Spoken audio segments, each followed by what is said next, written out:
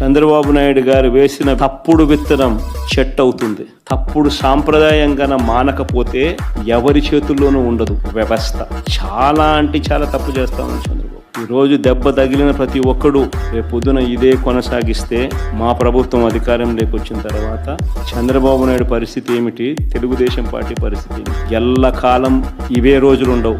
ఈ రోజు పైన మీరున్నారు, మళ్ళీ 4 ఏళ్లకు 3 ఏళ్లకు కిందికి మీరు వస్తారు, మేము పైకి పోతాం.